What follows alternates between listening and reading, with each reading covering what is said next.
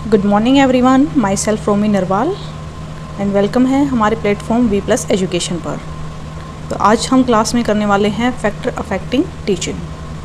सो इससे पहले हम 3 क्लासेज कर चुके हैं, जिसके अंदर हमने कंसेप्ट ऑफ टीचिंग किया था, फेजेज ऑफ टीचिंग किया था, इसके बाद हमने लेवल्स ऑफ टीचिंग किए थे और इसके बाद हमने ब्लूम टैक्सोनॉमी की थी। ठीक है।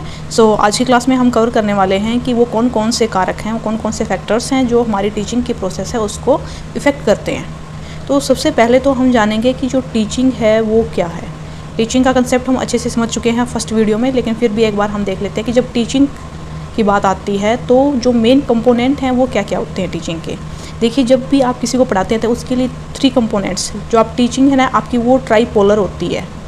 इसके एक साइड होता है आपका टीचर, एक साइड होगा आपका स्टूडेंट या लर्नर जिसको हम बोलते हैं, और एक साइड होगा आपका करिकुलम, पाठ्यक्रम। ये 3 कंपोनेंट रहेंगे। इन तीनों कंपोनेंट से मिलकर आपकी टीचिंग होती है। ठीक है। तो देखिए, जो टीचर है वो क्या करता है, टीचर हेल्प करता है स्टूडेंट की। ठीक है। जो स्टूडेंट है वो एक लर्नर, मतलब उसको कुछ ना कुछ नया कंसेप्ट सीखना है या कोई भी टॉपिक है कुछ भी सीखना है तो उसके लिए उसको टीचर की हेल्प की ज़रूरत पड़ेगी। लेकिन इन दोनों को आपस में इंटरकनेक्ट कौन कर रहा है, इन दोनों को इंटरकनेक्ट कर रहा है आपका करिकुलम, क्योंकि जो स्टूडेंट है वो करिकुलम को पढ़ने के लिए ही तो टीचर के पास जाएगा ना। ठीक है। तो अगर हम यहाँ पर बात करते हैं कि इन तीनों कंपोनेंट्स में से कौन सा कंपोनेंट इंडिपेंडेंट है, कौन सा डिपेंडेंट है और कौन सा इंटरव्यूइंग है, तो देखिए, जो टीचर है वो इंडिपेंडेंट है, स्वतंत्र है, किसी के ऊपर डिपेंड नहीं है। ठीक है। लेकिन जो लर्नर की जब हम बात करते हैं तो लर्नर किसके ऊपर डिपेंड करता है, इस करिकुलम है जो पाठ्यक्रम है उसको सीखने के लिए जो लर्नर है वो डिपेंड करता है टीचर पर। इसलिए अगर यहाँ पर डिपेंडेंट कंपोनेंट की बात करते हैं तो वो रहेगा हमारा स्टूडेंट। स्टूडेंट है हमारा डिपेंडेंट कंपोनेंट। और इंटरव्यूइंग कौन सा होता है, जो मध्य बीच, इन दोनों के बीच में जो चर है, जो कि हमारा पाठ्यक्रम है, करिकुलम। ठीक है। तो टीचिंग हमारी ट्राईपोलर प्रोसेस है जिसके अंदर हमारे 3 कंपोनेंट्स होते हैं। एक होता है हमारा टीचर, फिर हमारा लर्नर और थर्ड होता है हमारा करिकुलम। तो अब देखते हैं कि जो हमारी टीचिंग की प्रोसेस है उसको कौन कौन से फैक्टर्स हैं जो इफ़ेक्ट करेंगे। तो बहुत सारे फैक्टर्स होते हैं जो हमारी टीचिंग और लर्निंग प्रोसेस है उसको इफ़ेक्ट करते हैं। तो वो फैक्टर किस किस से रिलेट हैं, तो सबसे पहले है रिलेटेड टू टीचर्स, क्योंकि टीचर एक हमारी टीचिंग लर्निंग प्रोसेस है उसका बहुत ही इंपॉर्टेंट फैक्टर है। ठीक है, बहुत ही इंपॉर्टेंट कंपोनेंट है। तो ये हमारी टीचिंग लर्निंग प्रोसेस को इफ़ेक्ट करेगा ही करेगा। इसके बाद रहेगा रिलेटेड टू लर्नर्स, लर्नर से संबंधित जो भी इंफॉर्मेशन होगी वो भी हमारी टीचिंग लर्निंग प्रोसेस है उसको इफ़ेक्ट करेगी। इसके बाद है related to support material. Support material कौन से होते हैं, जो हम किसी भी प्रकार के पाठ्यचर्या है या पाठ्यक्रम है उसको डिलीवर करने के लिए जो विभिन्न प्रकार के हम टीचिंग एड्स लगा लो या टीचिंग मेथड्स या टीचिंग टेक्निक्स जो भी हम यूज़ करते हैं वो हमारे सपोर्ट मटेरियल में आते हैं। तो वो सारे भी हमारी टीचिंग की जो प्रोसेस है उसको इफ़ेक्ट करेंगे। इसके बाद रिलेटेड टू लर्निंग इन्वायरमेंट मतलब आपका जो लर्नर है उसका होम इन्वायरमेंट कैसा है, उसका स्कूल इन्वायरमेंट कैसा है, क्लासरूम इन्वायरमेंट कैसा है, तो ओब्वियसली ये सारी चीज़ें भी इफ़ेक्ट करने वाली हैं। इसके बाद है related to instructional facilities and related to institutions. अब जो इंस्टीट्यूशंस हैं, इंस्टीट्यूशन मतलब आपका कोई भी स्कूल हो सकता है, आपका कोई भी कॉलेज जहाँ पर भी आप पढ़ाई कर रहे हैं वहाँ से रिलेटेड जो भी इंफॉर्मेशन है वो आपकी जो टीचिंग लर्निंग प्रोसेस है वहाँ का, चाहे आप इंफ्रास्ट्रक्चर की बात कर लें या आप वहाँ के इन्वायरमेंट की बात कर लें या वहाँ पर जो सोशलिज्म किस तरह का है उस चीज़ की बात कर लें। ठीक है। तो ये सारे के सारे जो फैक्टर हैं वो हमारे जो टीचिंग लर्निंग प्रोसेस है उसको इफ़ेक्ट करेंगे। अब हम डिटेल में पढ़ेंगे कि जो जैसे रिलेटेड टू टीचर्स की, टीचर से रिलेटेड कौन कौन से ऐसी चीज़ें हैं जो हमारी टीचिंग लर्निंग प्रोसेस है उसको इफ़ेक्ट करने वाली हैं। तो सबसे पहले हम देखते हैं कि रिलेटेड टू टीचर में सबसे पहले आता है हमारा कंटेंट नॉलेज, कि कोई भी टीचर है उसकी कंटेंट नॉलेज बेस्ट होनी चाहिए, क्योंकि जब तक टीचर को खुद को किसी भी टॉपिक के बारे में नॉलेज नहीं होगी तो वो उसको आगे डिलीवर कैसे करेगा। ठीक है। तो सबसे पहले है इम्पोर्टेंट कि टीचर है उसको कंटेंट नॉलेज, उस सब्जेक्ट मैटर से रिलेटेड नॉलेज होनी ही चाहिए। इसके बाद सेकंड है पेडागोजिकल नॉलेज। पेडागोजिकल नॉलेज मतलब जो नॉलेज टीचर को है वो उसको आगे किस तरह से डिलीवर करे, मतलब प्रोसेस ऑफ डिलीवरिंग उसकी क्या होने वाली है, ताकि जो नॉलेज है ज़्यादा से ज़्यादा स्टूडेंट है उसको अचीव कर सकें, उसको ले सकें। ठीक है। तो इसके लिए क्या करना पड़ेगा, टीचर को डिफरेंट तरह की जो टीचिंग मेथड्स हैं वो अप्लाई करने पड़ेंगे, डिफरेंट टीचिंग एड्स यूज़ करनी पड़ेंगी, उसकी जो टीचिंग लर्निंग प्रोसेस है उसको ज़्यादा इफेक्टिव बनाना पड़ेगा। इसके बाद जो एप्टीट्यूड है, एप्टीट्यूड में टीचर की यही बातें होती हैं कि किस तरह से टीचर बच्चों के साथ कोऑपरेट करता है, किस तरह से बच्चों को पढ़ाता है, किस तरह से डिफरेंट टाइप के जो चार्ट हम बोल सकते हैं या प्रेजेंटेशन बच्चों को या फील्ड वर्क के थ्रू बच्चों को पढ़ा रहा है, तो किस तरह का एप्टीट्यूड है एक टीचर में। इसके बाद है एटीट्यूड टूवर्ड्स प्रोफेशन, कि एक टीचर है उसका अपने प्रोफेशन की तरफ क्या दृष्टिकोण है। अब क्या होता है कि कई हमारे पास ना दो चीज़ें होती हैं, एक तो हम टीचर बनते हैं बाई चांस, एक हम बनते हैं बाई चॉइस। तो जो बाई चॉइस बनेगा मतलब वो टीचर बनना चाहता है पहले से ही। जो बाई चॉइस बना है मतलब उसका जो एटीट्यूड है वो अपने आप ही अच्छा रहेगा, पॉजिटिव एटीट्यूड रहेगा उसके प्रोफेशन की तरफ। कई क्या होते हैं कि बाई चांस बनते हैं। बाई चांस का अर्थ होता है कि वो बनना तो कुछ और चाहते थे बट उस फील्ड के अंदर उनको अपॉर्चुनिटी नहीं मिली और टेम्प्रेरी उनको टीचिंग है या टीचिंग का कार्य करना पड़ रहा है, तो वो हो जाता है हमारा बाई चांस। तो जो बाई चांस प्रोफेशन में आया है वो इतना बेटर नहीं दे पाएगा जितना कि एक बाई चॉइस टीचर आया होगा। ठीक है, तो हमें क्या है, अगर हम बाई चांस भी आ जाते हैं तो हमारा जो एटीट्यूड है वो पॉजिटिव होना चाहिए अपने प्रोफेशन की तरफ, क्योंकि फ़िलहाल करंट सिचुएशन में हमारे लिए वही मेन चीज़ होनी चाहिए।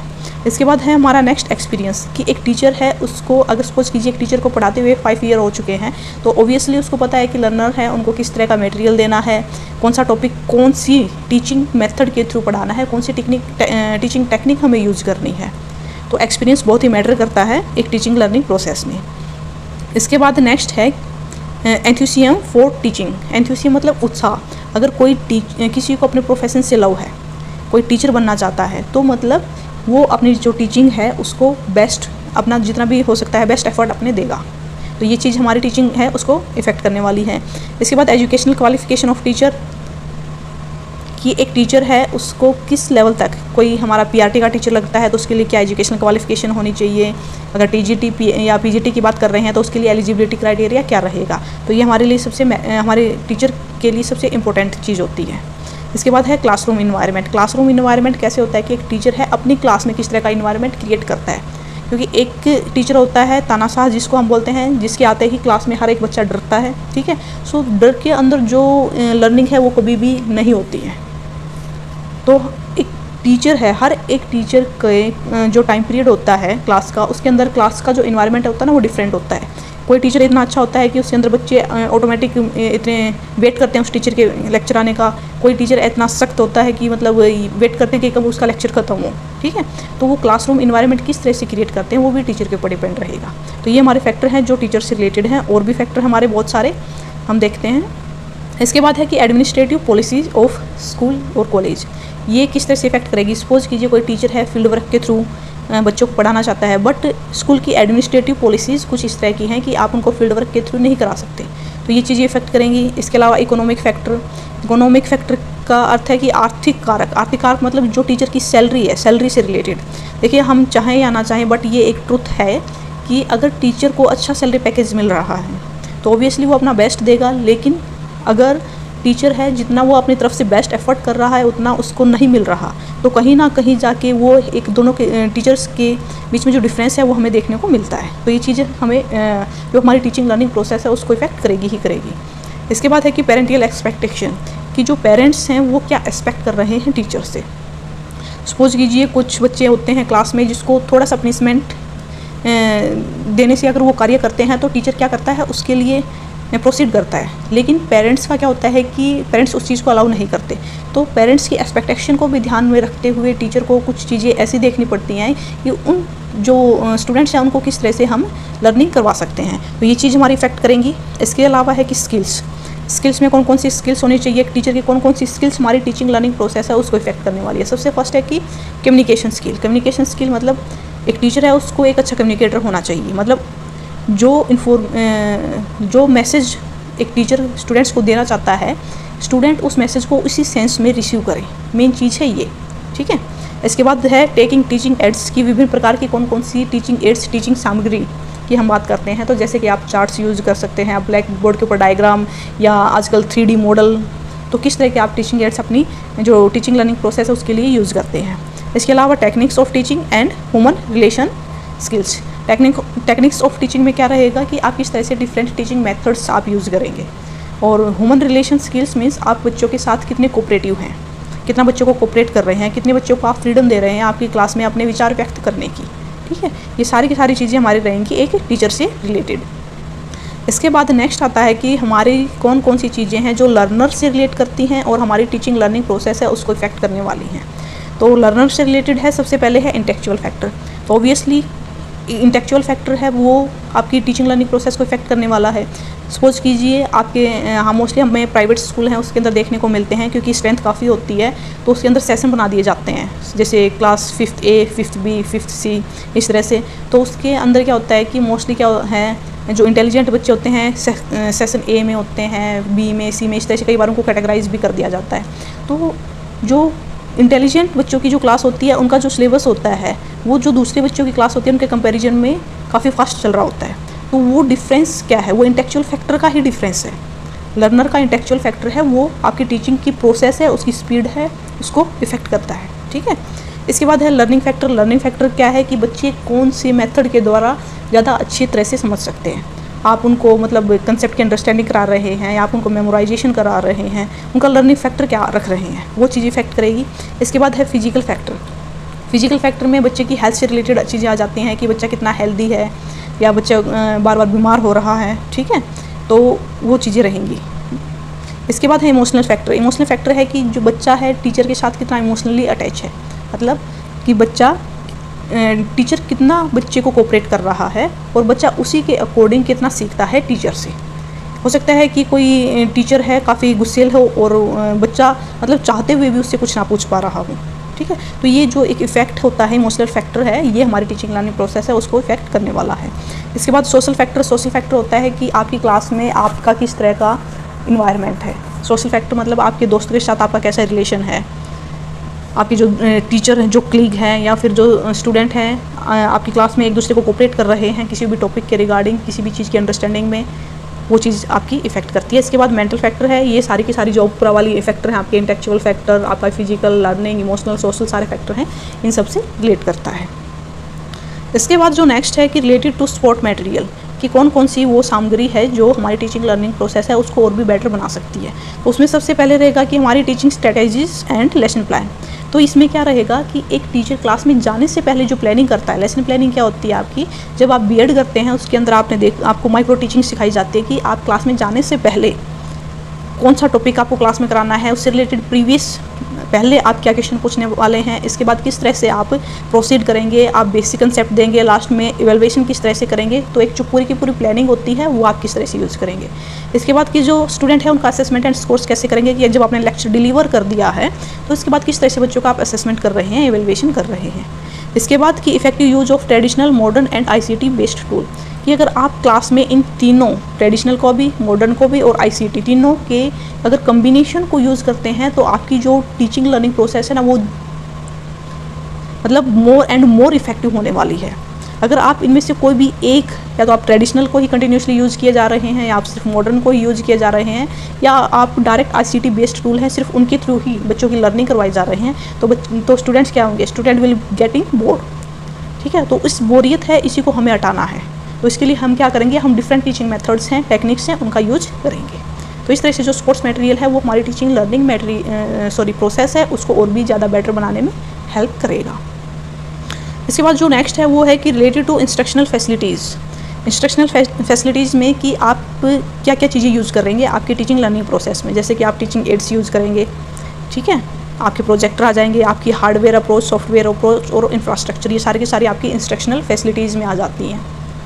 हार्डवेयर अप्रोच मतलब किस तरह का आपके पास कंप्यूटर की लैब्स अवेलेबल हैं, आपके पास प्रोजेक्टर अवेलेबल है, ठीक है, ये हार्डवेयर सॉफ्टवेयर अप्रोच में। इसके अलावा इंफ्रास्ट्रक्चर में कि बच्चों के पास किस तरह की फैसिलिटीज़ क्लासरूम के अंदर, फ़ैन की फैसिलिटी है, लाइट्स की फैसिलिटी है, बेंच की फैसिलिटी है, तो इंफ्रास्ट्रक्चर फैसिलिटी ये सारी की सारी आपकी इससे रिलेट रहेंगी। ठीक है, इसके बाद हम चलते हैं नेक्स्ट में है कि रिलेटेड टू लर्निंग इन्वायरमेंट। तो जो लर्निंग इन्वायरमेंट है वो एक टीचर ही क्रिएट करता है अपनी क्लास के अंदर। तो सबसे पहले इसके अंदर क्या रहेगा कि लर्नर क्यूरोसिटी। तो एक टीचर है अगर लर्नर के अंदर जिज्ञासा उत्पन्न करता है, अगर टीचर जाते ही बोलता है कि आज हम क्लास में कुछ ऐसा करने वाले हैं कि आपने इसके बारे में पहले कभी नहीं सुना होगा, मतलब कोई भी इस तरह की स्टेटमेंट यूज़ करता है, तो बच्चे क्या होते हैं, उत्सुक होते हैं जानने के लिए कि आज क्लास में क्या होने वाला है। ठीक है, तो इस तरह से हम एक बेटर लर्निंग इन्वायरमेंट है उसको क्रिएट कर सकते हैं। इसके अलावा लर्नर मोटिवेशन, स्टूडेंट्स हैं उनको हम मोटिवेट कर सकते हैं कि आपको किस तरह से ये चीज़ें करके लेके आनी है। ठीक है, इसके बाद है टीचर रेनफोर्समेंट्स, मतलब शिक्षक का पुनर्बलन। तो रेनफोर्समेंट क्या होता है कि किसी भी बच्चे से कोई भी कार्य कराने के लिए उसको पॉजिटिव या नेगेटिव किसी भी तरह का उसको रिवॉर्ड या पनिशमेंट कुछ भी देना बच्चे को, कि जिससे कि बच्चा कार्य करने के लिए तत्पर रहे। ठीक है, तो टीचर किस तरह का रेनफोर्समेंट क्लास में यूज़ कर रहा है। इसके अलावा अपनी क्लास में डिसिप्लिन किस तरह से बना के रख रहा है टीचर, ये बहुत ही इंपॉर्टेंट फैक्टर है।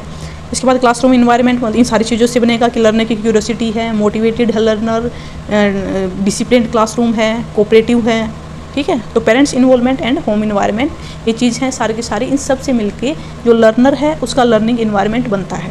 जब स्कूल की बात करते हैं तो वहाँ पर जो लर्निंग इन्वायरमेंट है वो टीचर क्रिएट करता है, और घर की बात करते हैं तो वहाँ पर पेरेंट्स का बहुत ही इंपॉर्टेंट रोल रहता है एक बच्चे के लिए लर्निंग इन्वायरमेंट क्रिएट करने में, ठीक है। इसके बाद हम चलते हैं नेक्स्ट की रिलेटेड टू इंस्टीट्यूशन, कि आपकी जो स्कूल या आप कॉलेज है, आपकी संस्था है, उससे रिलेटेड क्या क्या चीज़ें हैं जो हमारी टीचिंग लर्निंग प्रोसेस है उसको इफेक्ट करेंगी। तो सबसे पहले तो हमारा physical environment. So physical environment में हमारी बिल्डिंग आ गई, हमारे इंफ्रास्ट्रक्चर वगैरह हैं, किस तरह की फैसिलिटीज़ बच्चों को दी जा रही हैं, ठीक है, वो आ जाएंगी। इसके बाद सोशल इन्वायरमेंट की बात है कि सोशल इन्वायरमेंट में आ जाएगा आपका कि किस तरह से आप बच्चों के साथ कोऑपरेट कर रहे हैं, टीचर और टीचर के बीच में किस तरह से का कोऑपरेशन देखने को मिलता है स्टूडेंट्स को।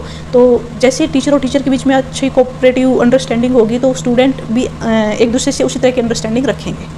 इसके बाद कल्चरल इन्वायरमेंट, मतलब अगर जो डिफरेंट इवेंट्स आते हैं हमारे, जैसे हमारा इंडिपेंडेंस डे है, हमारा रिपब्लिक डे है, हमारा दिवाली सेलिब्रेशन है, तो जो डिफरेंट हमारे फेस्टिवल्स आते हैं उस टाइम पे हमारे स्कूल में किस तरह की कल्चरल एक्टिविटी ऑर्गेनाइज करवाई जा रही है, ठीक है, वो रहेगा हमारा कल्चरल इन्वायरमेंट में। इसके बाद एडमिनिस्ट्रेटिव पॉलिसी मतलब कि आपको कोई भी संस्था है उसको चलाने के लिए कुछ पॉलिसीज़ बनानी होती हैं, तो और उन पॉलिसीज़ के अकॉर्डिंग आपको कार्य करना होता है। तो पॉलिसीज़ आपको इस तरह की बनानी चाहिए कि कोई भी टीचर है या कोई भी स्टूडेंट है वो बाउंडेशन फील ना करे। अगर बाउंडेशन नहीं होगी तो आपकी जो टीचिंग लर्निंग प्रोसेस है उसके अंदर फ्लेक्सिबिलिटी आएगी, लचीलापन आएगा। और flexibility is the one most important component for a teaching learning process, for an effective teaching learning process. तो एक टीचिंग लर्निंग प्रोसेस है उसको भी बेटर बनाने के लिए हमारे ये सारे के सारे फैक्टर हैं वो बहुत ही इंपॉर्टेंट रोल प्ले करते हैं। तो ये एक हमारा छोटा सा टॉपिक था जो कि टीचिंग एप्टीट्यूड में आता है। इसमें से आपके डिफरेंट टाइप से क्वेश्चंस बन सकते हैं, जैसे कि आपसे कुछ भी पूछ लेंगे कि आपका जो सोशल इन्वायरमेंट है वो आपकी टीचिंग को इफेक्ट करता है नहीं करता है, ठीक है। तो ये आप अच्छे से इस पीपीटी को देख लेना, और अगर कहीं से भी कोई भी डाउट लगे तो प्लीज़ कमेंट सेक्शन में लिखिएगा, और वीडियो आपको इन्फॉर्मेटिव लगी हो तो प्लीज़ लाइक एंड सब्सक्राइब कर दीजिएगा, और मिलते हैं आप नेक्स्ट लेक्चर में। सो आज के लिए इतना ही। Thank you so much.